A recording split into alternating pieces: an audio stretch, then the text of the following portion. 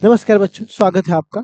तो प्यारे बच्चों, आज की क्लास में हम लोग किस तरह के न्यूमेरिकल्स को डील करने वाले हैं। तो आज की क्लास में हमारे जो न्यूमेरिकल्स डील होंगे वो चैप्टर नंबर 6 वर्क, पावर और एनर्जी, जिसके अंदर आज हम लोग पूरा फोकस करेंगे वर्क वाले सेक्शन पे। ठीक है, और ये हमारा टॉपिक वाइज न्यूमेरिकल सीरीज चल रहा है। आपका मैं कीमती 2 सेकेंड लूंगा, फिर मैं आगे बढ़ता हूँ। तो देखो, कई बच्चे फिजिक्स में क्या करते हैं ना, वो डरते रहते हैं। कि क्यों डरते हैं, उसके पीछे कारण होता है। कारण भी क्या होता है? तो उनका कारण बहुत सिंपल होता है कि सर मुझे फिजिक्स में ना बहुत डर लगता है। हम बोले क्यों डर लगता है? तो सर मुझसे न्यूमेरिकल्स नहीं बनते हैं। तो अब इस पे होता क्या है कि जब आप न्यूमेरिकल्स बनाते हो ना, तो काफी हाई फाई प्रोसेस यूज करते हो। ठीक है, आप तो बहुत ट्राई कर रहे होते, छटपटा रहे होते न्यूमेरिकल्स बनाने का, लेकिन वो जो मेथड है, वो जो सामने वाले बता रहा है, वो आप तक पहुंच ही नहीं पा रहा है। वो जेई एडवांस तक चले जा रहा है और आप मतलब बीच में ये स्ट्रगल कर रहे हो। इस फेज को मैंने बहुत आसानी से आप तक परखा है, और मैंने क्या पाया है कि सबसे पहली बात, आप सभी लोगों को, जितने भी बच्चे नीट की तैयारी कर रहे हो, जेई की तैयारी कर रहे हो, सीयूटी की तैयारी कर रहे हो, अगर आप टॉप लेवल के एडवांस से क्वेश्चन सॉल्व कर रहे हो तो फिर आपके लिए बैचेस नहीं होगा। लेकिन अगर आप वैसे बच्चे हो जो स्ट्रगल कर रहे हो, जिन्हें बोर्ड भी निकालना है, नीट की तरफ भी जाना है, जेई की तरफ भी जाना है, तो आप मेरी इस बात को समझ लीजिए।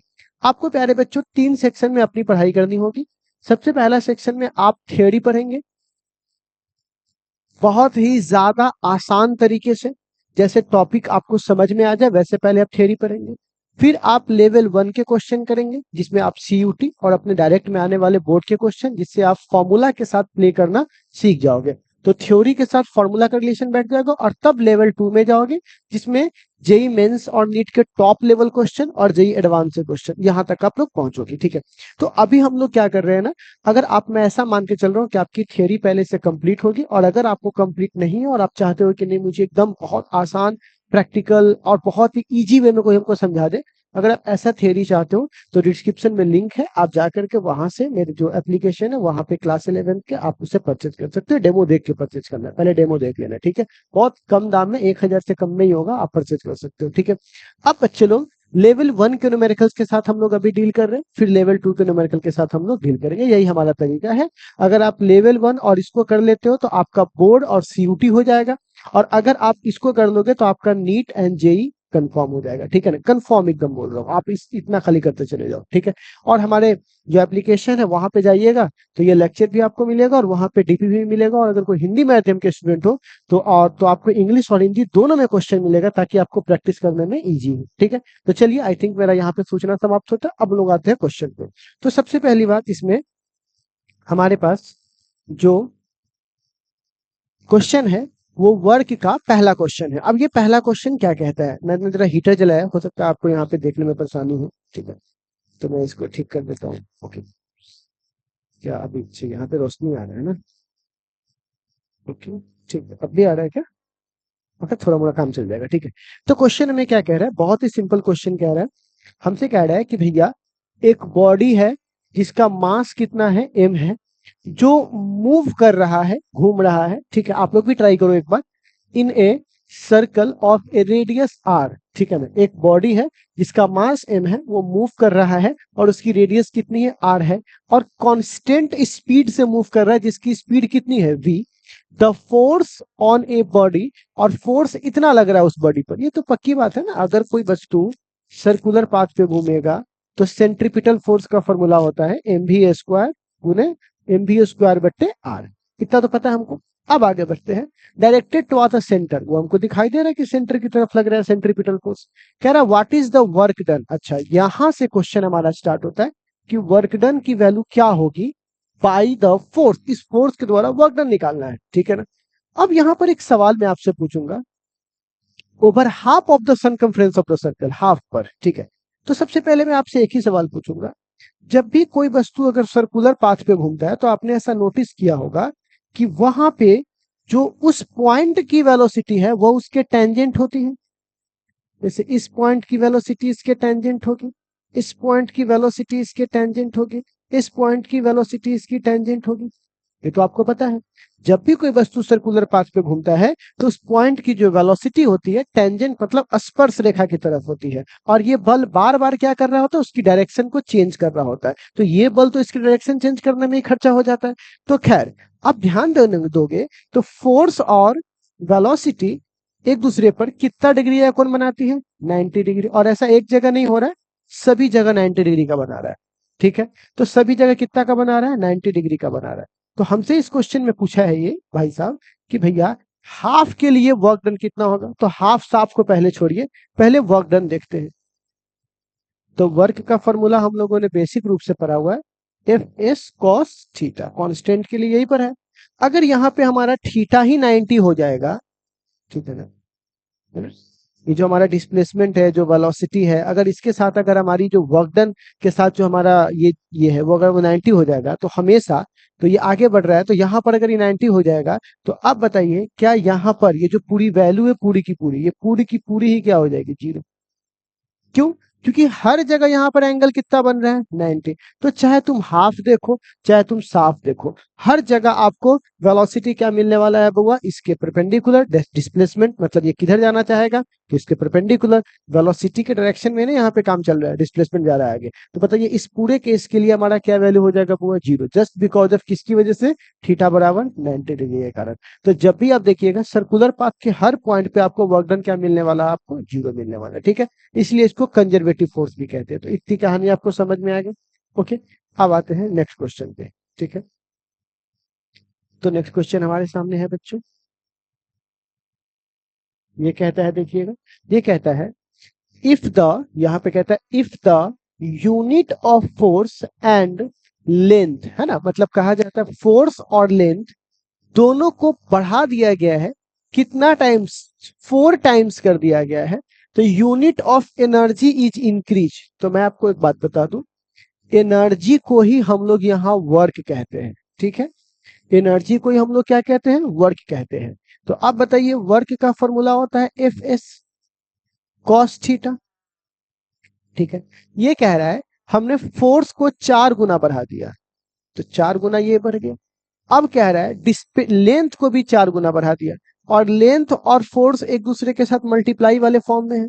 तो बताइए ये भी फैक्टर 4 गुना बढ़ा है, ये भी 4 गुना बढ़ा है, तो टोटल ये कितना गुना बढ़ा होगा? 16 गुना बढ़ा होगा, 16 के फैक्टर से बढ़ा होगा। तो हमारे पास सही आंसर क्या हो जाएगा वो यहाँ पर? 16 टाइम्स। ठीक है, तो वर्क ही क्या है? एनर्जी, और एनर्जी ही क्या है? वर्क है। ठीक है, नेक्स्ट।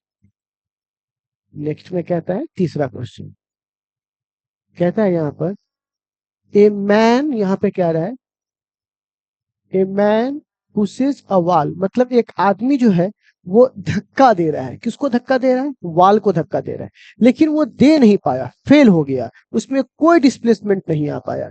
तो भैया वर्क कहता है कि हमको तुम्हारे कितना एक्टिंग किए हमको उससे कोई मतलब नहीं है, काम हुआ कि नहीं। तो बोलता है मालिक काम तो नहीं हुआ, डिस्प्लेसमेंट जीरो हुआ है। तो बोलता है बस वर्क भी क्या होगा? जीरो, क्योंकि हम तुम्हारे मेहनत को देखने वाले नहीं है, हमको बस इतना बताइए काम हुआ कि नहीं, डिस्प्लेसमेंट हुआ कि नहीं, बाकी क्या हुआ हमको उससे कोई मतलब नहीं है। तो बोलता नहीं हुआ तो नहीं हुआ, बोला ये भी नहीं हुआ। ठीक है, नेक्स्ट।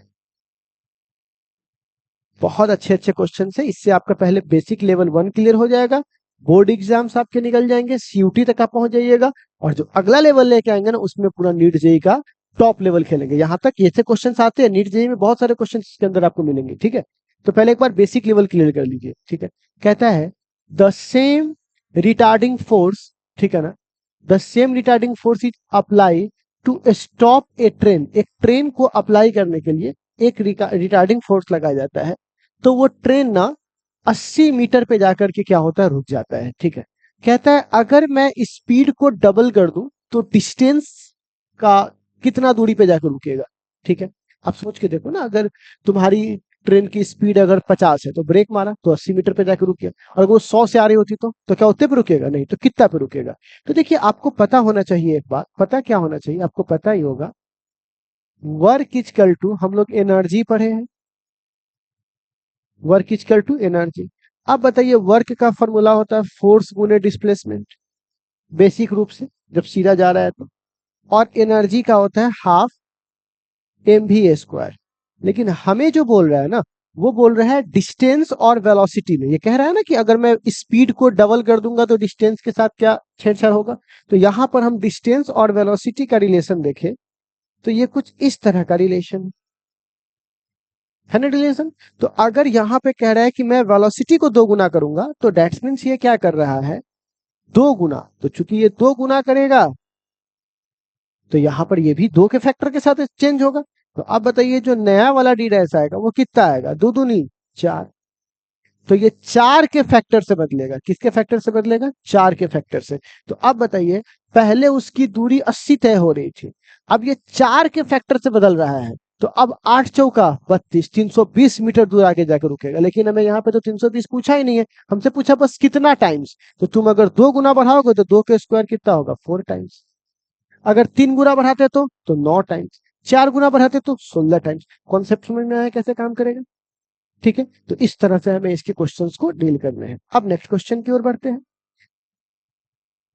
नेक्स्ट क्वेश्चन क्या कहता है बचवा, ये बहुत सिंपल बात कहता है आपसे, कहता है एक बॉडी जो है वो मूव कर रहा है, डिस्टेंस कितना है उसका, 10 मीटर, ठीक है।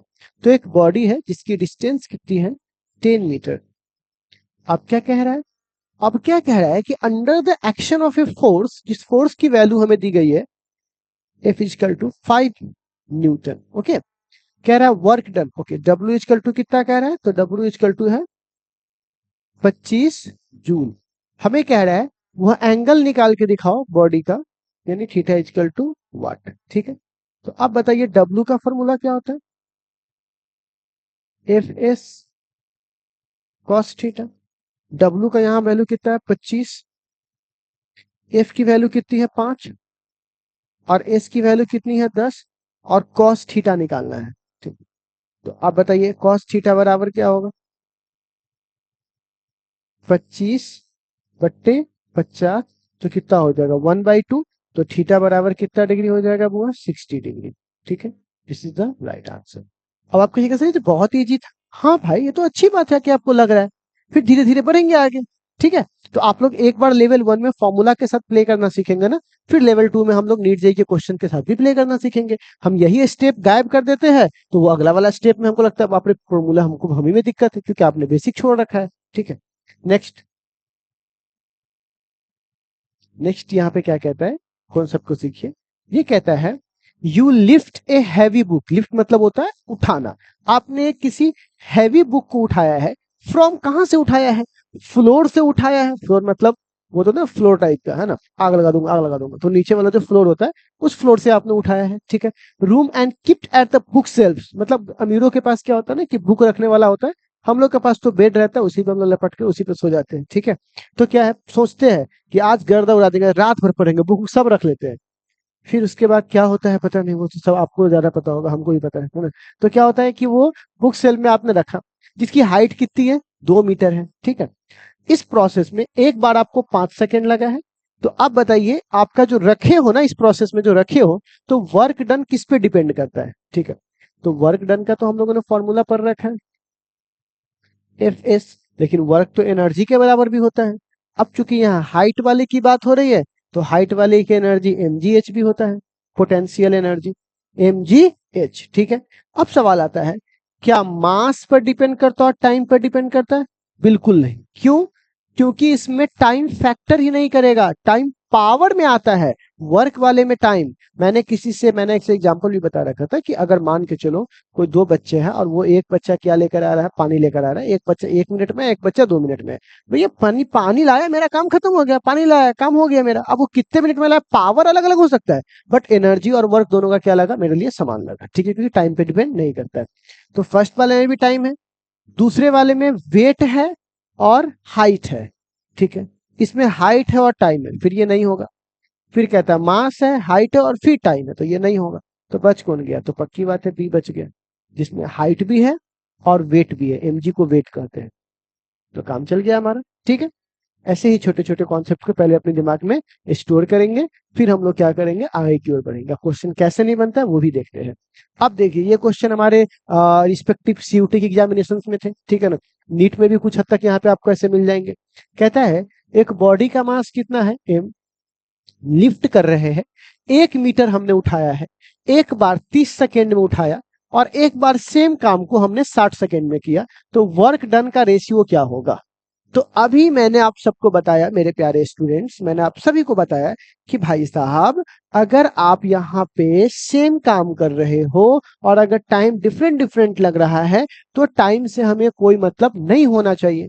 टाइम से हमें कोई मतलब नहीं होना चाहिए। क्यों? टाइम पे डिपेंड ही नहीं कर रहा है। तो अगर आप 30 सेकंड में काम कर रहे हो तब भी आपका काम उतना ही होगा, और 60 सेकंड में काम कर रहे हो तब भी आपका काम उतना ही होगा। और जब दोनों का काम सेम हो रहा है तो इक्वल को इक्वल से काटोगे तो आपको काटने के बाद जो मिलेगा वो कितना आएगा? 1:1। और काटने के बारे में तो पता ही होगा आपको, है ना? तो ये हमारा ऑप्शन कौन सा हो जाएगा? B is a right answer. ठीक है, नेक्स्ट क्वेश्चन हम लोग चलते हैं। नेक्स्ट क्वेश्चन यहाँ देखिए, मैंने बोला इसमें हर तरह के लेवल के क्वेश्चन हम लोग निपटा लेंगे। ठीक है, इतना करने के बाद मैं आपको गारंटी देता हूँ सीयूटी का एक भी क्वेश्चन नहीं छूटने वाला। नीट का आप मीडियम लेवल तक आराम से टच कर लीजिएगा, लेवल 1 से। जेई के भी आप मतलब जिस आगे क्वेश्चन बनाने वाले हो ना, उसका पूरा बेस आपका फंडामेंटल क्लियर हो जाएगा। और बोर्ड एग्जाम तो खैर बच्चा वाला बात हो जाएगा आपके लिए। ठीक है, तो अब यहाँ पे सवाल है कि एक फोर्स है आपके पास जिसकी वैल्यू यहाँ पर दी गई है ना, न्यूटन में दिया गया है। और जो Newton is apply over A particle which डिस्प्लेट it from A origin. Origin मतलब यहाँ 0 0 से स्टार्ट किया, तो कुछ घटाने उठाने की जरूरत नहीं है, 0 में से घटाओ जोड़ो बात बराबर है। तो अब ये इस जगह पे पहुंच गया, मतलब कोई एक आदमी है जो इस जगह से किसी वस्तु को इस जगह पहुंचा दिया, और ऐसा करने के लिए कुछ फोर्स लगाया, और ये जो डिस्प्लेसमेंट है वो डिस्प्लेसमेंट आपको बता दिया गया है। तो हमसे वर्क डन पूछ रहा है। तो वर्क का फॉर्मूला हम सब जानते हैं, कितना होता है? F S cos theta. अब चूंकि अगर आप इसको वेक्टर फॉर्म में देख रहे हो तो कॉस हटेगा तो डॉट लगेगा, तो एफ डॉट एस, एस मतलब डिस्प्लेसमेंट समझना, इसको स्पीड मत समझ लेना। अब बताइए फोर्स की वैल्यू कितनी है? तो फोर्स का डॉट प्रोडक्ट हमें यहां से देखना पड़ेगा। तो फोर्स की वैल्यू है 5I plus 3J। Dot S की वैल्यू कितनी है? देखिए तो एस की वैल्यू है 2I माइनस जे। तो चूंकि ये डॉट प्रोडक्ट है तो डॉट का मतलब क्या होता है? आई का आई के साथ, आई का जे के साथ, आई का आई के साथ, आई का जे के साथ। अब आप कहिएगा सर हमें डॉट प्रोडक्ट नहीं आता है। मैं इसीलिए बोलता हूं प्यारे बच्चों, जब भी आप स्टूडेंट्स अगर आप इसको देखने आते हो ना बच्चों, तो सबसे पहले आप ना मेरा एक बार थ्योरी जरूर जाके देख लीजिए। देखो अब वन शॉट बहुत स्पीड 2x में देखोगे, वन शॉट देखोगे, खुद से ट्राई नहीं करोगे मेरा वीडियो रोक करके, आपको कोई नहीं सिखा सकता है बच्चा। आपके अपने माइंड को शांत रखना पड़ेगा, थोड़ा बोर होना सीखिए। बोर ही तो नहीं होते, मन नहीं लगता, स्पीड कर लेते, मत करो ऐसे, बर्बाद हो जाओगे। मैं आपको सिंपल बोल रहा हूँ, आप प्लीज जाइए, वन शॉट फाउन शॉट के चक्कर में मत पड़िए। जाइए उस मेरे जो इस थ्योरी होगा कि हाँ वर्क पे सर थ्योरी दिए हो, उसको आराम से क्लासिक की तरह कीजिए। क्लियर ना हो जाए, जुबान पे याद ना हो जाए तो कहिएगा, या आपने जहां भी पढ़ा होगा वहां पर भी आपको ये चीजें बताई गई होगी। ठीक है, तो क्या बताई गई होगी कि भैया वर्क डॉट प्रोडक्ट में क्या होता है? खुद के साथ हीरो और दूसरे के साथ जीरो। खुद के साथ हीरो, दूसरे के साथ जीरो। मतलब अगर आपसे कोई बोलेगा ना कि सर हमको आई डॉट आई जानना है, तो चूंकि यूनिट वेक्टर है तो आई का भी 1, इसका भी 1, और खुद का खुद पर कॉस जीरो, और कॉस जीरो का मान तो 1 होता है। तो यहाँ पर खुद के साथ हीरो और दूसरे के साथ जीरो, ऐसा पढ़ा होगा आप लोगों ने।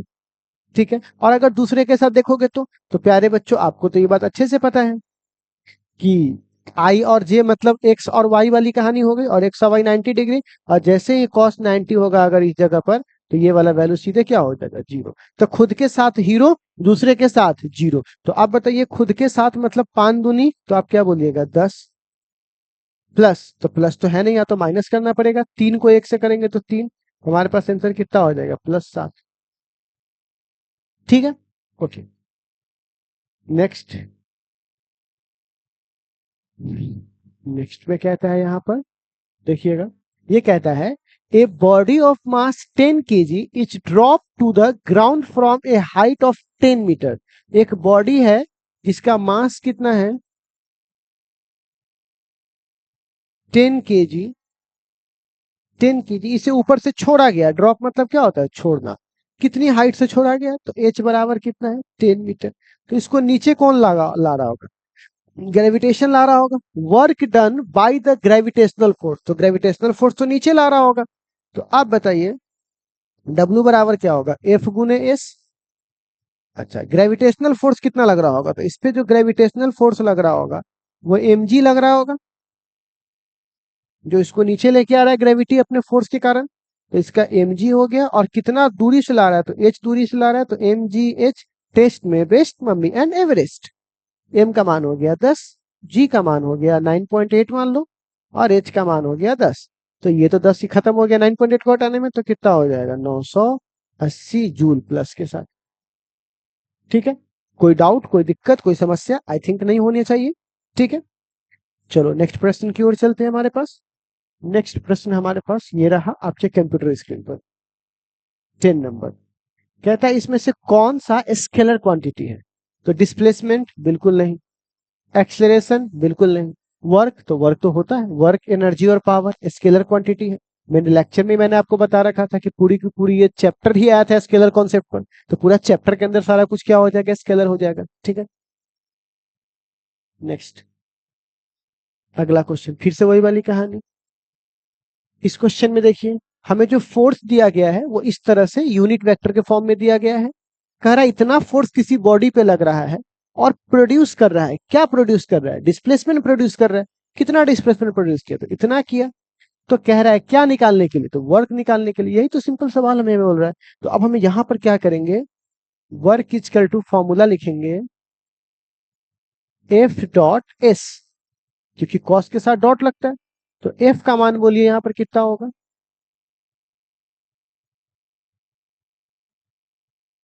6j माइनस 4k डॉट, इसका मान बोलिए एस का कितना होगा?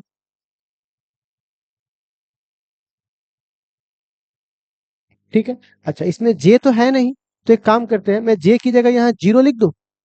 जीरो जे, जो इस दुनिया में नहीं है उसे मैं लिख देता हूं। ठीक है, अब आप बताइए, आई का आई के साथ, खुद का खुद के साथ, इसका इसके साथ, और इसका इसके साथ, दूसरे के साथ नहीं होगा। तो आप बताइए, 6 पंचे 30, ये जीरो हो जाएगा, 6 का जीरो से जीरो जे, माइनस 5 चौका 20। तो यहाँ पर आई लिखने की जरूरत नहीं है, क्योंकि आई डॉट आई तो 1 हो जाता है। ठीक है, तो 5 चौका 20। तो अब यहाँ पर कितना हो जाएगा? 10। तो हमारा आंसर हो जाएगा 10 यूनिट। ठीक है, फिर से क्वेश्चन आ गया ये वाला। नेक्स्ट,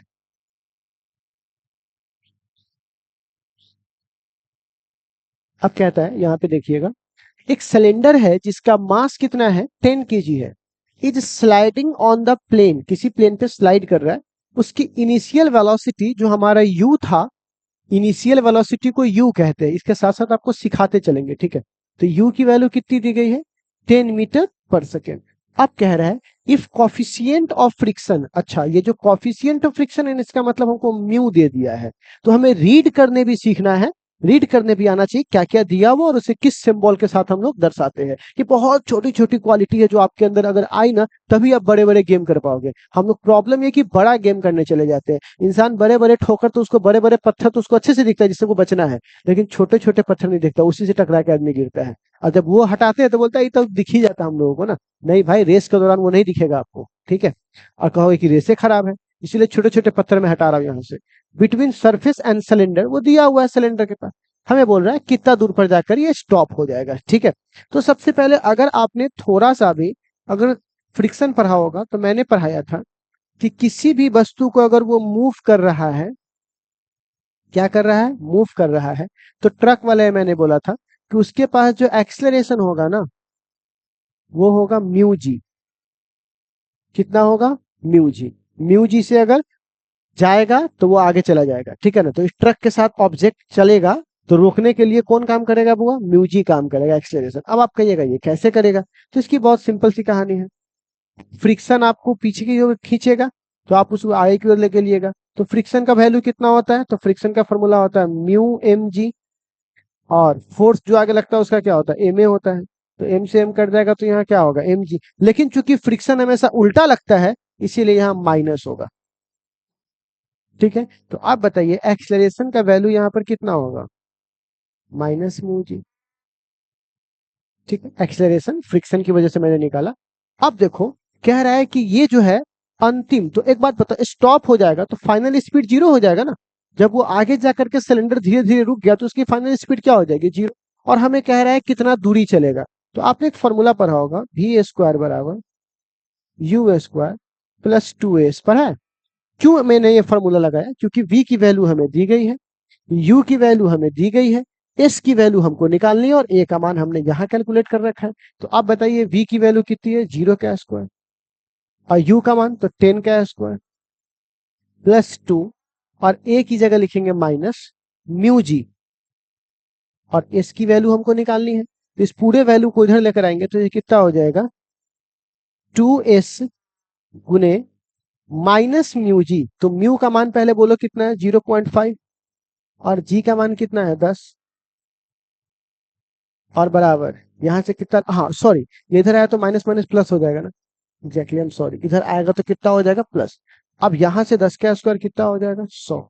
अब आप ध्यान से देखो, इसकी वैल्यू निकालनी है तो पहले 2 से इसको काट देंगे, तो यहाँ पर आ जाएगा s गुने दशमलव हटाएंगे तो 5 हो जाएगा, और ये कितना हो जाएगा हमारे पास 50, और फिर ये 5 से कटेगा तो यहाँ पर कितना हो जाएगा, ये 10, यानी हमारा सही आंसर होगा 10 मीटर। ठीक है, कहने के लिए एक सवाल है, लेकिन आप ऐसे सवाल को प्रैक्टिस कीजिएगा ना तो फॉर्मूला आपके साथ प्ले करेगा, और मैंने आपको यही बोला था, धीरे धीरे लेवल को बढ़ाना है, ठीक है ना, और फिर हद से गुजर जाना है, धीरे धीरे प्यार को बढ़ाना है, हद से गुजर जाना है। चलिए अब इस वाले क्वेश्चन को चलते हैं, ये भी बहुत अच्छा सा क्वेश्चन है, ध्यान से देखेंगे। कहता है 50 केजी 20 केजी, तो अगर तुम अपने टोकरी रख लोगे 20 केजी की तो टोटल जमीन पर कितना पड़ेगा, 50 और 20, तुम्हारा भी धरती का बोझ और ये भी धरती का बोझ, दोनों धरती का बोझ। तो टोटल हमारे पास मास कितना हो जाएगा, तो जोड़ने पर टोटल मास आ जाएगा 70 केजी। तो टोटल लोड कितना हो गया, 70 केजी। हेड मतलब सर पे रखा हुआ है, कितना स्टेप्स चढ़ रहा है, क्लाइम मतलब होता है चढ़ना, क्लाइम मतलब क्या होता है, चढ़ना। तो 20 स्टेप चढ़ रहा है, कितना हाइट के साथ, 0.25 हाइट के साथ, ठीक है। तो अगर एक सीढ़ी है सफलता की, ठीक है, इस तरह से, और एक जो सीढ़ी है ना तो उसका एक पायदान जो है वो है कितना का, 0.25 मीटर का। तो ऐसे ऐसे कितने सीढ़ी है, 20, तो सबकी हाइट मिलानी पड़ेगी। तो जब सबकी हाइट मिलाओगे तो आपको नहीं लग रहा है 20 से मल्टीप्लाई अगर कर देंगे तो सीढ़ी की टोटल हाइट निकल जाएगी। तो टोटल हाइट अगर निकालेंगे तो कितना हो जाएगा, 25 दूनी तो हो जाएगा 5 मीटर। देखिए तो हो जाएगा 5 मीटर। तो ये हमारा कितना हो जाएगा, 5 मीटर टोटल हाइट। तो हमें हाइट आ गया। अब हमें कितना केजी लेके चल रहे हैं, 70 केजी। तो हमें पूछ रहा है वर्क कितना होगा, वर्क डन, चढ़ने में काम कितना करना पड़ेगा। तो W बराबर फॉर्मूला होता है F गुने S, लेकिन यहाँ पे तो पता है आपको भार के अगेंस्ट लड़ना है, क्योंकि एक वस्तु का भार है, ग्रेविटी है यहाँ पर, उसके अगेंस्ट आपको लड़ना है। तो एक बात बताइए, इसका खुद का वेट कितना हो जाएगा, 70, मतलब F बराबर mg होता है, और हाइट को h बोलेंगे। तो यहाँ पर 70, g का मान 10 और h का मान 5, ठीक है। तो ये कितना हो जाएगा, 7×5 35, यानी 3500 के आसपास में। तो 3500 के आसपास तो कोई है ही नहीं, तो इसको 9.8 रखोगे ना तो आसपास आपको ये मिलेगा, तो धप्पा, आसपास देखना, आसपास धप्पा। ठीक, कहिएगा सर खाली आपने चढ़ने का निकाला और ये आगे बढ़ने का नहीं निकाला है आपने। तो हे मेरे विश्व विधाता, मैंने आपको बताया है कि अगर कोई वस्तु खुली, अगर ग्रेविटी इधर लग रहा है, और अगर तुम ये वाला निकालोगे, इधर वाला निकालोगे, तो एंगल 90 हो जाएगा। और ये जो कॉस वाला है ये अपने साथ 90 को पसंद नहीं करेगा, क्योंकि ये सारे को जीरो कर देगा। इसीलिए जब कोई पुलिस सामान लेकर सीधा चलेगा तो उसका वर्क डन जीरो होगा, लेकिन वही ऊपर चढ़ेगा तो उसका वर्क डन होगा, क्योंकि यहाँ पर ये वाली कहानी चलेगी। फिर ये इस लाइन में आ जाएगा। और कॉस जीरो का मान जीरो नहीं होता है, कॉस जीरो का मान 1 होता है, ठीक है। इसलिए ध्यान रखिएगा यहाँ पर कि सीधा वाले को हमको काउंट नहीं करना है, ऊपर चढ़ने वाले, इसलिए मैंने ऊपर वाले को काउंट किया है। ये सीढ़ी पर कितना आगे इससे बढ़ा उससे कोई मतलब नहीं है, मतलब हमने ये वाले को काउंट नहीं किया, मैंने सिर्फ ये वाले को काउंट किया। ठीक है, तो आंसर आने के बाद भी मैं आपको कुछ बातों को सिखा देता हूँ कि कुली के द्वारा हमें कौन सा बात काउंट करना है, कौन सा बात काउंट नहीं करना है। ठीक है, चलिए, आई थिंक आपको समझ में आ गया होगा ये वाला। अब आते हैं नेक्स्ट वाले पर। अब क्या कहता है आपको, सो देखिए, कहता है एक फोर्स है, जो फोर्स हमें यहाँ पर दिया गया है, ठीक है, ये वाला, और अब कहता है act on a particle and produce a displacement of H equal to इतना, मतलब कि ये डिस्प्लेसमेंट को जो है बच्चों वो प्रोड्यूस कर रहा है। ठीक है, अब कह रहा है if the work done is zero, उसकी जो वर्क की वैल्यू है डब्ल्यू की वैल्यू है वो जीरो हो गई, तो कह रहा है एक्स की वैल्यू क्या होगी। एक्स का बात कर दिया यार, एक्स का बात नहीं करना, एक्स का मेरी नजर में कोई वैल्यू नहीं है, बट यहाँ पे निकालना पड़ेगा, सॉरी पर्सनली होना है। इधर आते हैं, तो डब्ल्यू बराबर क्या लिखेंगे बच्चों, तो डब्ल्यू बराबर लिखेंगे एफ इंटू एस। ठीक है, कॉस्ट लिखने की जरूरत नहीं है क्योंकि यहाँ पर डॉट प्रोडक्ट में ऑलरेडी हमारा वेक्टर के रूप में दिया हुआ है। तो हमें यहाँ पर अगर तुम कॉस्ट लिख भी दोगे तो यहाँ डॉट में बदलना पड़ेगा, इसे कैसे बदलना पड़ेगा, एफ डॉट एस। अब बताओ वर्क की वैल्यू हमें जीरो बोल दिया गया है। ठीक है, और एफ डॉट एस तो पता है ना, आई का आई के साथ, जे का जे के साथ और के का के के साथ। तो पहले एफ की वैल्यू लिख दो, यहाँ पर मैं आराम से शॉर्टकट मार के भी निकल जाता है बगल से, लेकिन मुझे पता है कि मेरे जो स्टूडेंट्स ये देख रहे हैं वो फिजिक्स से परेशान है तभी आके देख रहे हैं, तो वो पहले से परेशान है, ऊपर से मैं लहरिया कट मार के और उसको परेशान नहीं करना चाहता हूँ। इसीलिए फुल मेहनत करूंगा, एक एक बात लिखूंगा।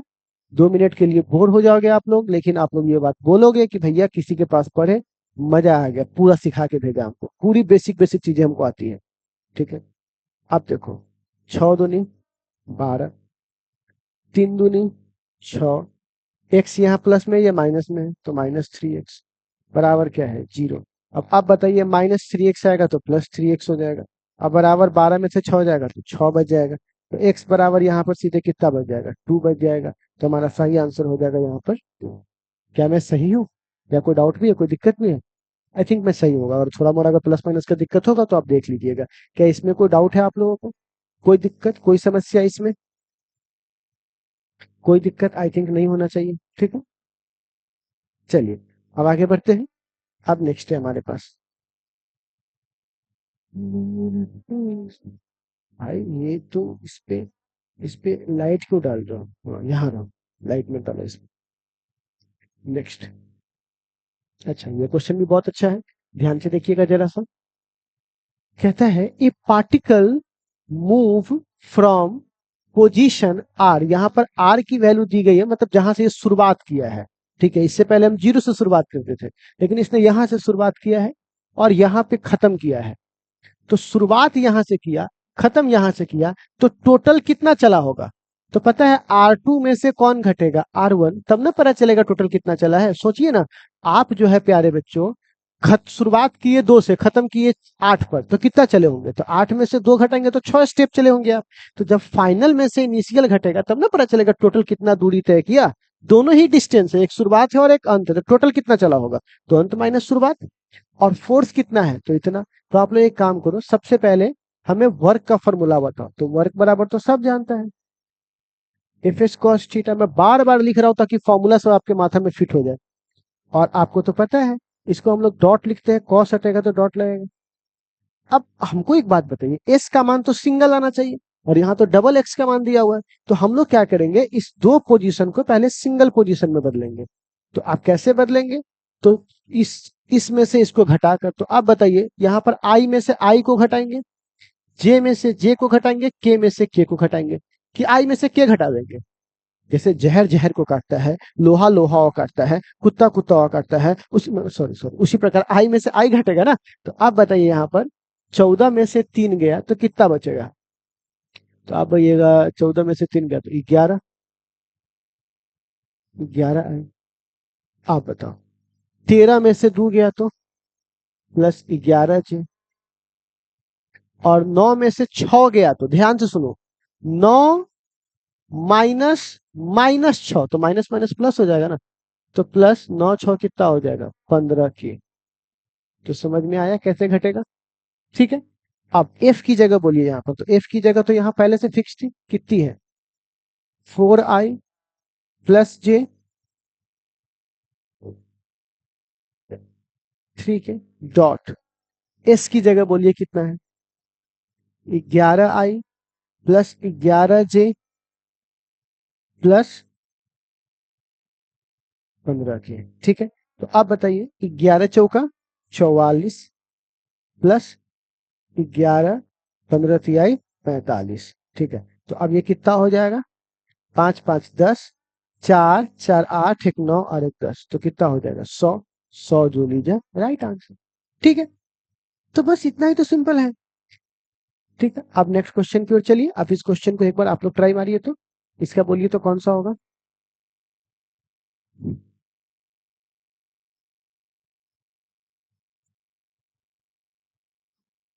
थोड़ा चाय पानी मिलेगा।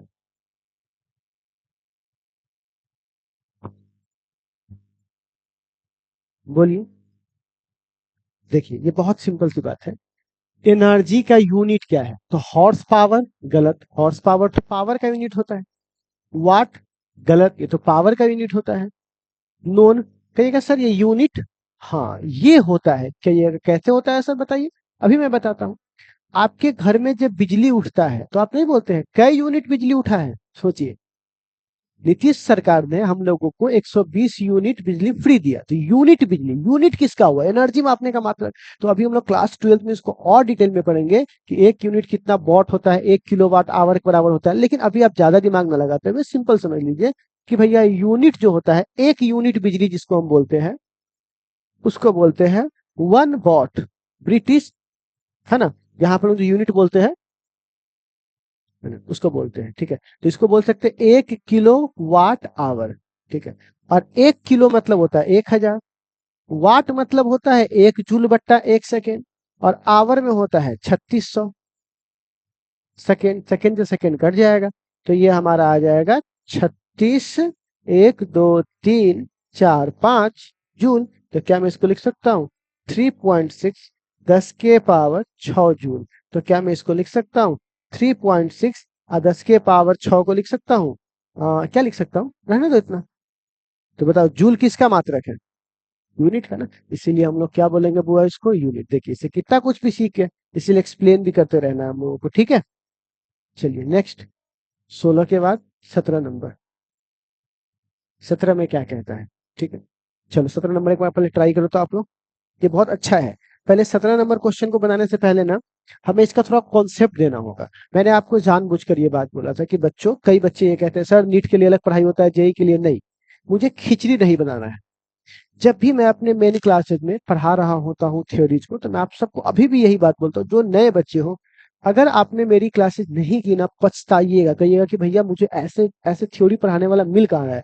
क्योंकि मैंने वहां पे क्या किया है ना, पहले बेसिक लेवल को इतना क्रश करके इतना बेहतरीन तरीके से आप तक वो चीज एकदम थ्योरी एकदम सिंपल पहुंचाया। तो कहिएगा सर बाकी लोग तो ये वाला पढ़ा रहे थे, आपने उसमें नहीं पढ़ा, मैं सवाल को थ्योरी के अंदर क्यों लेके जाऊं। थ्योरी से सवाल बनेंगे ना, सवाल से थ्योरी में क्यों घुसूं मैं बिना मतलब के कॉम्प्लेक्स करने के लिए।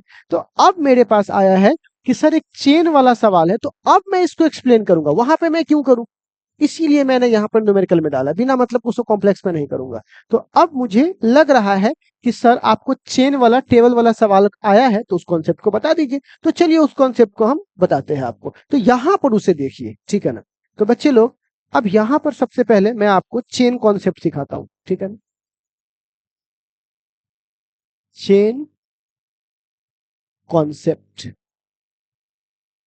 ठीक है, तो अब ये चेन कॉन्सेप्ट क्या है जरा समझिए। जैसे आप एक टेबल देखिए, ठीक है, एक टेबल है। ठीक, ये कोई एक टेबल है। ठीक है, अब इस टेबल पे ना चेन रखा हुआ है, तो मान लीजिए टेबल पर एक सिकड़ी रखा हुआ है, चेन रखा हुआ है, और उस चेन का कुछ भाग ऐसे लटका हुआ है। ठीक है, ठीक है, अब सवाल है इस चेन का जो टोटल मास है, टोटल मास चेन का m था, टोटल जो लंबाई था चेन का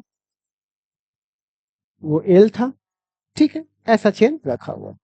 कोई आदमी चाह रहा है, तो एक बात बताइए, और जितना चेन लटक रहा है उस चेन की लंबाई कितनी है, एल। तो एक बात बताइए, टोटल लंबाई एल था, जिसमें से एल लंबाई लटक रहा है, तो बच कितना गया। तो कहिएगा एल माइनस एल बच गया। टोटल लंबाई एल था और उसमें से छोटा वाला एल लटक रहा है, तो ये बच गया। ठीक, अब एक बात बताइए, अब यहां पे क्या होगा, कोई आदमी चाहता है कि मैं इस पूरे लटके हुए पार्ट को खींच लूं अपनी ओर, बल लगाकर रस्सी को अपने ओर खींचना चाह रहा है। ठीक है, ध्यान से सुनना, यहाँ पे थोड़ा सा एज्यूम करना।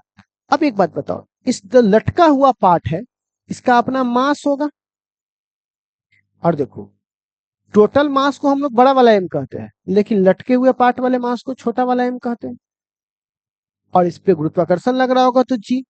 इतना भार के अगेंस्ट क्या करना पड़ेगा, उसको बल लगाना पड़ेगा।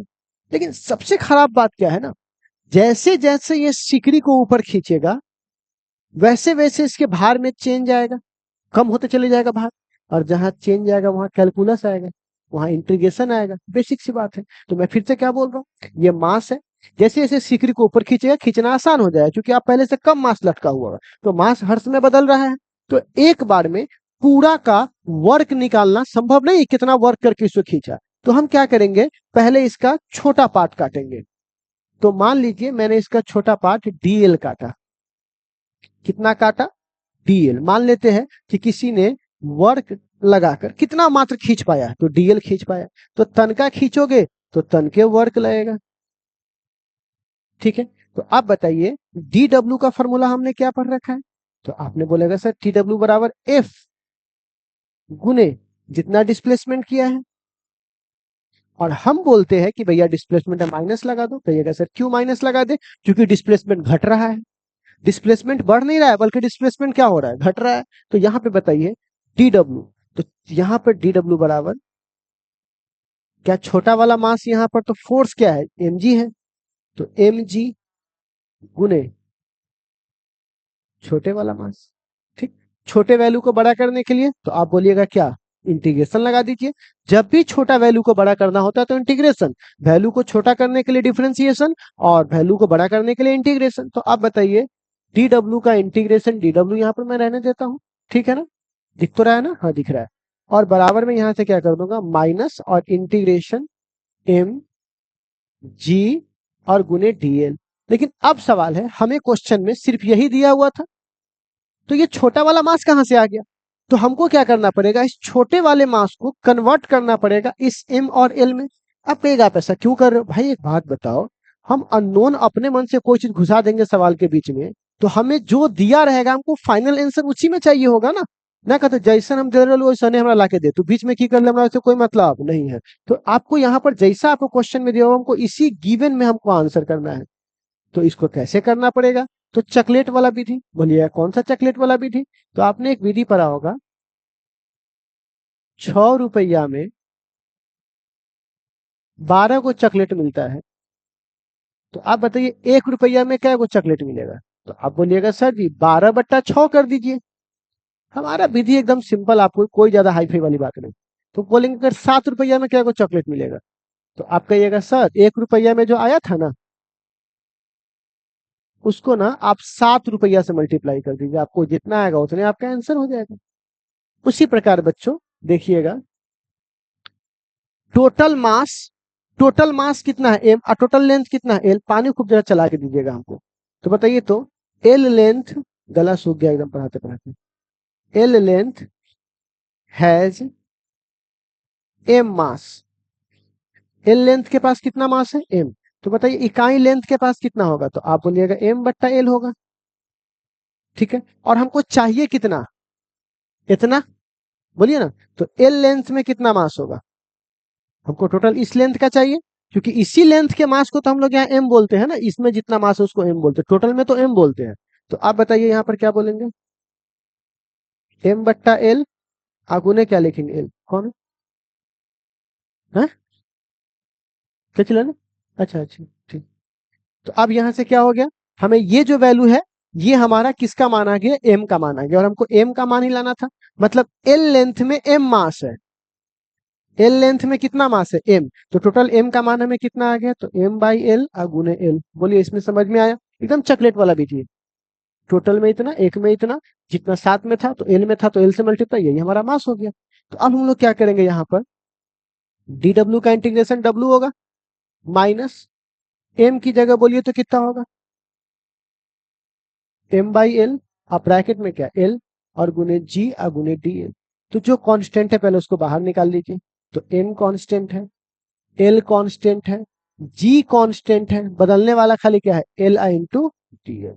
देख लीजिए इस स्टेप में कोई दिक्कत है, थोड़ा सा पानी पी लो अगर आपको तकलीफ ना हो तो।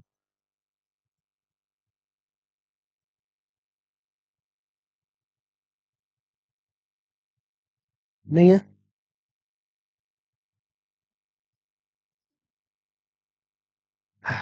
कोई दिक्कत नहीं है आई थिंक।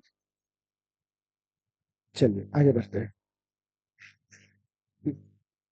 तो अब क्या बोलते हैं इसको, देखो अब इसको बोलते हैं W M G upon L. और आपको पता है एल का इंटीग्रेशन पावर 1 है, तो इंटीग्रेशन का फॉर्मूला होता है उसके पावर में एक जोड़ दीजिए, उतने से भाग दीजिए। अगर आपको बिलीव ना हो तो मेरे नीचे वहां पे अच्छी वाले में जाइएगा, डिस्क्रिप्शन में जाइएगा, तो वहां लिंक में आपको इंटीग्रेशन का भी क्लास मिल जाएगा, एकदम बेसिक वाला। तो यहाँ पर क्या बोलेंगे, एल के पावर 2/2। ठीक है, कोई दिक्कत है नहीं? तो अगर मैं इसको ठीक करूंगा तो कैसे लिख सकता हूं, एल बराबर माइनस, ये 2 कांस्टेंट है, बाहर निकाल दीजिए 2l। लेकिन इस एल को रहने दीजिए, कहिएगा एल को आप क्यों रहने देना चाहते हैं, कारण समझाता हूं। इंटीग्रेशन का मतलब होता है जोड़ना, और मैं आपको बोलूंगा ए गिनती की संख्या जोड़ के दिखाओ, तो आप पूछिएगा ना सर कहां से लेकर कहां तक जोड़ना है, गिनती की संख्या तो अनंत है। यही वाली बात, कहां से कहां तक।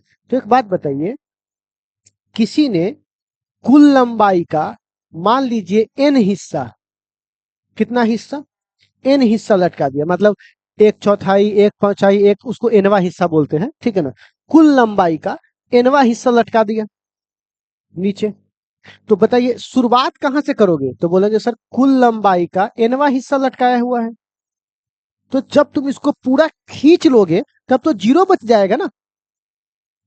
जब तक शुरुआत में कितना लटका हुआ है, L/N। तो बोलिएगा सर शुरुआत में जो लटका हुआ है, मैं रंग बदल देता हूं अपना, शुरुआत में जो लटका हुआ वो L/N लटका हुआ है। और जब तुम पूरा खींच लोगे तो कितना लंबाई लटका रहेगा, जीरो लंबाई लटका रहेगा। टोटल का इतना हिस्सा लटका हुआ है, ठीक है। अब टोटल का इतना हिस्सा लटका हुआ है तो यहाँ पर खींच लोगे तो जीरो बचेगा। तो यहां से शुरुआत कहां से कि L/N। और आपको पता है लिमिट को शुरुआत में नॉर्मली रखा जाता है, और जब एक बार इंटीग्रेशन कर लेते हो तो एक बार फाइनल वैल्यू और माइनस एक बार इनिशियल वैल्यू इंटीग्रेशन में है। जिसको भी इंटीग्रेशन नहीं आता प्लीज भाई साहब प्लीज जाकर इंटीग्रेशन वाला क्लास एक बार कर लो, बहुत मजा आएगा, बहुत इजी भी है मेरे लिए। मैं कोई 50 घंटा क्लास नहीं करता, बहुत कम कम समय करवाता हूँ। तो आप बताइए डब्ल्यू बराबर क्या होगा, -mg/2l, और एक बार फाइनल वैल्यू तो फाइनल जीरो का स्क्वायर, और माइनस एक बार इनिशियल तो एल का स्क्वायर बट्टा एन का स्क्वायर।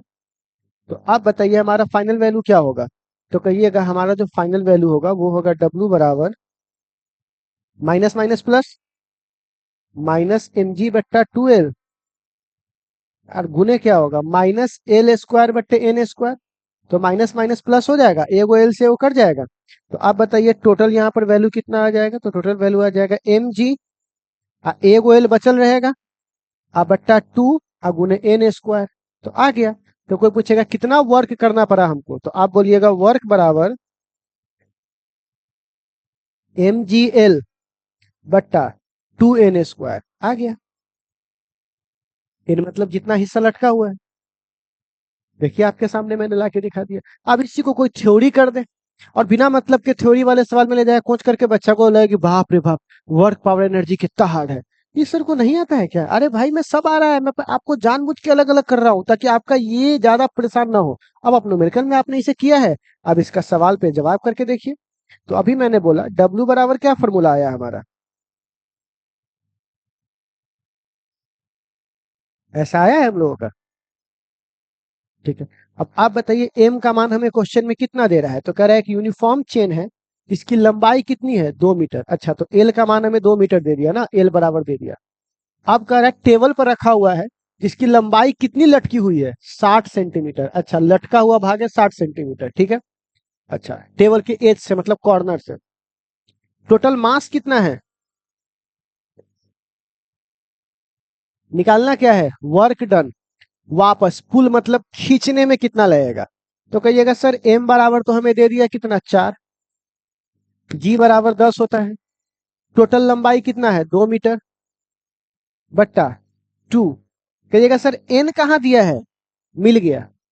एन का मतलब होता है फ्रैक्शन, कितना में कितना, तो टोटल लंबाई अब बट्टा जितना लटका हुआ है वो, उसी को तो फ्रैक्शन बोलते हैं ना, कैमा हिस्सा नीचे। तो कैमा हिस्सा मतलब क्या, शुरू में कितना था बाद में कितना बचा। तो बताओ शुरू में कितना था, तो 2 मीटर तो 2 मीटर को सेंटीमीटर में, क्योंकि ये सेंटीमीटर में दिया हुआ है, तो कितना लटका हुआ है, तो 60 सेंटीमीटर। और 2 मीटर टोटल दिया हुआ है, तो 2 मीटर को लिखेंगे तो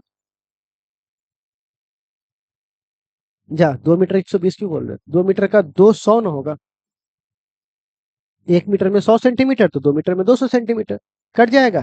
तो आप बताइए 10/3 आया कि नहीं आएगा, और सेंटीमीटर सेंटीमीटर कट गया। तो आप बताइए हमारा फ्रैक्शन आ गया कि नहीं आ गया, फ्रैक्शन ऐसे ही नहीं निकालते, टोटल बट्टा जितना आया वो, ठीक है। तो आप बताइए एन स्क्वायर की जगह कितना हो जाएगा, स्क्वायर है तो स्क्वायर, तो 2 से 2 कट जाएगा। अब आप बताइए कितना होगा, 4 × 10, और बट्टा ये कितना होगा, 100/9, एक जीरो से एक जीरो कट जाएगा, 9 × 4 = 36, आप बट्टे 10, तो बोल सकते हैं 3.6 जूल।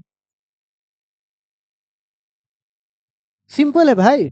शुरुआत में लग रहा था हाँ कितना सिंपल, मजा आएगा भाई, तो हमें बोला ना एक एक करके आप इस क्लास में करो, आपको सारे टाइप्स के प्रॉब्लम मैं करवा दूंगा, ठीक है। पहले आपको मैं आज रेडी कर रहा हूँ, लेवल 1 में हम लोग क्या कर रहे हैं, आपको रेडी कर रहे हैं, ठीक है। और इसके पीछे ये कहानी यहाँ पे छुपा हुआ है, ठीक है। तो इसके पीछे ये कहानी मैंने आपको यहाँ पर एक लाइन में छोटा कर देता हूँ, ताकि हो गया।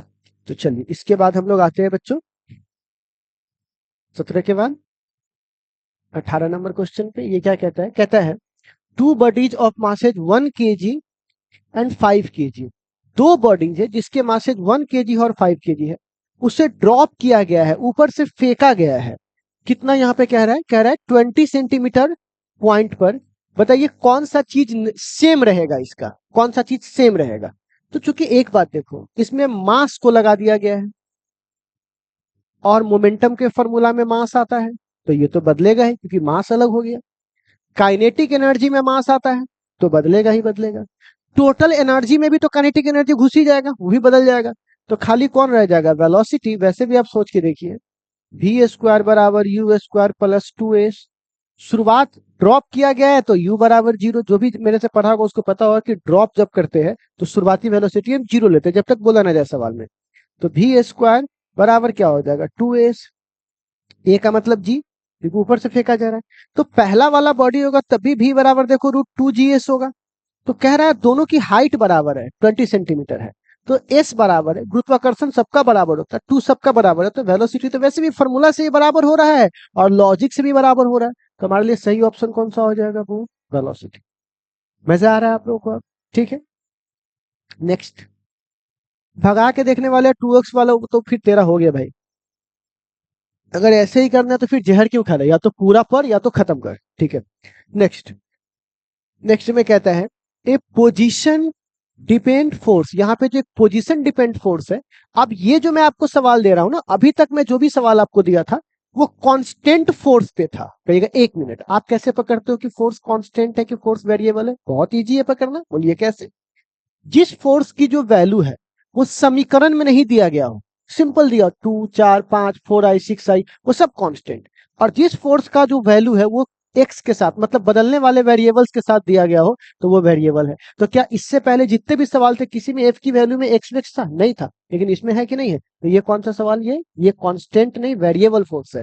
तो अब कह रहा है मास 2 kg है, तो हमसे कह रहा है डिस्प्लेसमेंट 0 से, तो 0 का क्या ही लेंगे, 5 तक है, तो वर्क डन निकालिए। तो वर्क का फॉर्मूला क्या होगा, एफ गुने डी एस, क्योंकि एक बार में सबका मान निकालना संभव नहीं है। वेरिएबल का मतलब ही क्या होता है, एक जो चीज लगातार बदल रही है वहां एक बार में वैल्यू निकलने वाला नहीं है, तो वहां पे छोटे टुकड़े में वैल्यू निकाला जाता है। तो छोटा टुकड़ा को डीएक्स बोलेंगे, तन का पैसा में तन के वर्क होगा, छोटा वैल्यू को बड़ा करने के लिए क्या लगाएंगे, इंटीग्रेशन। छोटा वैल्यू को बड़ा करने के लिए इंटीग्रेशन, और इंटीग्रेशन का मतलब यहाँ कहाँ से कहाँ तक। तो आप बताइए डी डब्ल्यू का इंटीग्रेशन डब्ल्यू। अब ये तो आना ही चाहिए आपको, डी एक्स का एक्स, डी वाई का वाई, डी राम का राम, तो डी डब्ल्यू का डब्ल्यू। अच्छा, एफ की वैल्यू कितनी दी गई है हमें क्वेश्चन में, 7 - 2x प्लस 3x² और इंटू डी एक्स।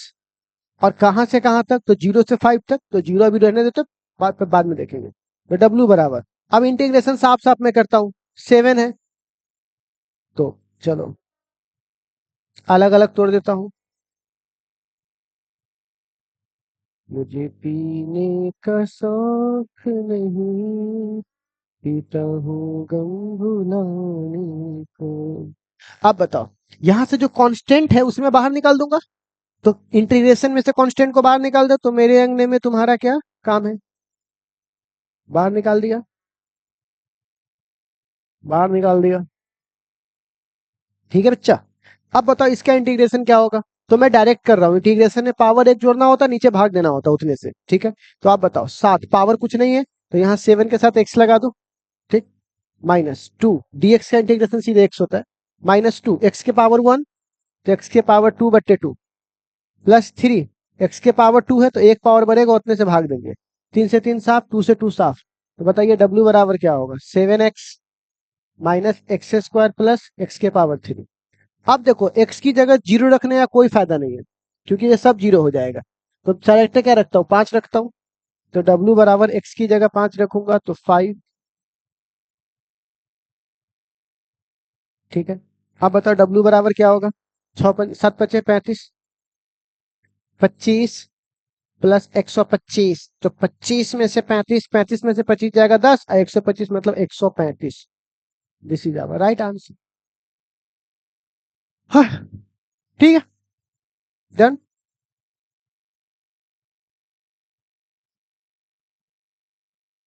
भाग कहाँ रहे हो कायर, रुक वहीं, रुक, कब तक कायरता से भागता रहेगा, मन कर रहा अगर भागने का, रुकना, भागना मत। ठीक है, अब अगला, यही भागते भागते तो आज तक तुम भाग ही रहे हो। ठीक है, इतना इजी करके दे रहा हूँ, आराम से बैठो। ए बॉडी ऑफ मास 3 kg, एक बॉडी का मास कितना है, 3 kg मास है। ओके, अब कह रहा है अंडर ए फोर्स, उसका जो डिस्प्लेसमेंट है वो है एस बराबर टी के पावर 3/3 मीटर में है, वर्क डन निकालो, कितने सेकंड में, पहले 2 सेकंड में है, फोर्स वोर्स दिया नहीं, सीधे बोल रहा वर्क निकालो, कैसे निकालो, फोर्स तो दिया ही नहीं, एक तरीका आया है। ओहो, एक काम कर सकता हूं क्या, हम सबको पता है change in kinetic energy, change in kinetic energy बराबर वर्क डन, पढ़े होंगे वर्क एनर्जी थ्योरम में, मैंने खुद पढ़ा, इसी हाथों से पढ़ाया था। वर्क बराबर क्या होता है, चेंज इन काइनेटिक एनर्जी, आपने भी कहीं पढ़ा होगा। तो W बराबर क्या होगा, तो सिंपल होगा, काइनेटिक एनर्जी में बदलाव का फॉर्मूला क्या होता है, ½ m, और यहाँ पे लिख सकता हूँ डेल्टा भी, बोलना, चाहे छोड़ भाई तेरा, तू लोग उतना समझेगा भी नहीं। काइनेटिक एनर्जी को बोलेंगे फाइनल माइनस इनिशियल, चेंज का मतलब ही वही होता है, फाइनल का फॉर्मूला होता है ½ mv², और इनिशियल का फॉर्मूला होता है ½ mu², ½ m दोनों में कॉमन है, तो इसको साफ कर देता हूँ, तो अंदर क्या बच जाएगा, v² माइनस u²। देख भाई, कोई दिक्कत है क्या तेरे को, नहीं। तो W बराबर क्या हो जाएगा, हाफ, मास की जगह कितना दिया हुआ, क्वेश्चन में ही मास दिया होगा, कितना दिया मास, 3 kg, 3। लेकिन अब हमको भी नहीं पता है, ना शुरुआत ना अंत, तो अगर एक बार हमें भी पता चल जाए तो हम लोग आराम से स्टार्ट कर सकते हो। तो भी कैसे निकालेंगे, तो यहां से निकालेंगे राजा, भी बराबर क्या फॉर्मूला होता है, ds/dt, और इस जगह पर इस की जगह हमें दिया गया है t के पावर 3/3 और बट्टा dt। अब अपने सातिर नजरों से हम लोग 1/3 को बाहर भेज देंगे, और अंदर क्या बचेगा, d के पावर 3/dt, याद आया।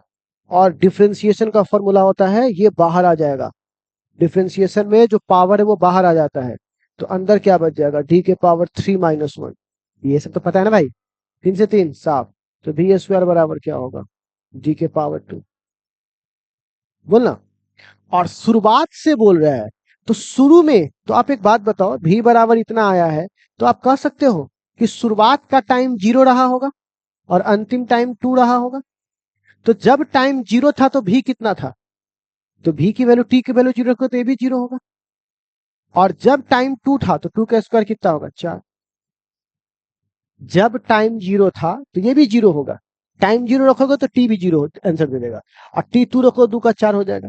तो आप बताइए इसका शुरुआत क्या आया, इसका 0, यानी u 0 आया, और इसका भी कितना आया, 4। तो आप बताइए 4 के स्क्वायर माइनस 0 का स्क्वायर, तो हमारा आंसर आ जाएगा W बराबर 1/2 गुने 3, और 4 के स्क्वायर, 4 चौके कितना हो जाएगा, 16, तो काट देंगे तो कितना हो जाएगा, 8, और 8 3 कितना होगा, 24। सिंपल है ना, तो हम लोगों को इस तरह से ये करना था। ठीक। नेक्स्ट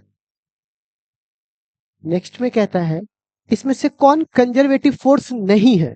तो पहले ये बताइए कंजर्वेटिव किसे कहते हैं। कंजर्वेटिव फोर्स उसे कहते हैं प्यारे बच्चों जिसका फोर्स जीरो हो जाए, जिसका वर्क डन जीरो हो जाए। वर्क जीरो मतलब एनर्जी जीरो, एनर्जी जीरो मतलब कि तुम्हारा जो भी एनर्जी थी वो कंजर्व है, कोई काम नहीं किया, निकम्मा हो तुम, कंजर्व है, पूरी एनर्जी सुरक्षित है, संरक्षित है। तो भैया एक बात बताइए, वर्क डन जीरो होने के लिए दो ही बात है, या तो सर्कुलर पाथ पे नचना आसान होना चाहिए। तो एक बात बताइए ग्रेविटेशन फोर्स क्या होता है, सर्कुलर पाथ पे नचता है, एंटी फोर्स बनाता है। इलेक्ट्रोस्टैटिक फोर्स भी हो सकता है दो चार्ज का, वो भी सर्कुलर पाथ पे इलेक्ट्रॉन प्रोटॉन, याद आया। तो मैग्नेटिक फोर्स भी होता है दो मैग्नेट के बीच का डाइपोल का, वो भी सर्कुलर पाथ बना सकता है, वो भी 90 कर सकता है, ये सब कर सकता है। लेकिन फ्रिक्शन नहीं हो सकता। एक बार आपका चप्पल घर्षण से घिस गया तो फिर वापस आएगा तो क्या एनर्जी वापस आ जाएगा, क्या नहीं आ पाएगा। तो यहाँ पे कौन सा हो जाएगा, फ्रिक्शन। तो यही 21 क्वेश्चन था जो आज वर्क आपने पढ़ा। आई थिंक आपने आज जितना भी वर्क पढ़ा है, अगर आप इतना कर लोगे तो आपका लेवल 1 तो पक्का क्लियर हो जाने वाला है। तो लेवल 1 मैंने क्लियर करवा दिया है। अब हम अगले सवाल लेवल 1 पे ही लेकर आएंगे। लेवल 1 कहने के लिए इसका मतलब हल्के में ले लेना, मतलब पूरी आपकी जो फॉर्मूला है वो रिवीजन हो जाएगा। अब जो नेक्स्ट में आपके सामने लेके आ रहा हूँ वो एनर्जी लेके आ रहा हूँ, ठीक है। तो अगली जो हमारे पास है वो क्या है, वो एनर्जी। तो बने रहिए, फिर अगली क्लास में हम लोग एनर्जी देखते हैं। मैं वापस बोलता हूँ, आप लोग इस सीरीज को कंटिन्यू कर लीजिए पूरी, और अगर आप एकदम सिस्टमेटिक चाहते हो तो हमारे एप्लीकेशन पे जा सकते हो। उस एप्लीकेशन पे आप हमारे नीट और जेई वाले क्लासेस को अटेम्प्ट कर लोगे तो आपको एकदम बेस्ट थ्योरी बहुत आसान शब्दों में और न्यूमेरिकल के साथ पूरा आपको वहां मिल जाएगा। वहां से आप आराम से जेई नीट की तैयारी कर सकते हो। तो हमारे क्वांटम बैच में जुड़ना आप चाहो तो जुड़ सकते हो, ठीक है बच्चे लोग। पढ़ना तो ये सीरीज यहाँ चल ही रही है, ठीक है। अपने अकॉर्डिंग जितना फायदा उठाना है उठा लो, ठीक है। Bye, take care. अच्छा लगे तो दोस्तों को भी शेयर कर दो, और वो जो लाल वाला बटन है उसको टिप लो। इससे आपको फायदा मिलेगा। क्या फायदा मिलेगा, नोटिफिकेशन भी आ जाएगा, और अगर आप हमारे एप्लीकेशन पे देख रहे हो तो वहां तो कुछ टिपने की जरूरत ही नहीं, पहले से टिप के बैठे हुए हो, ठीक है।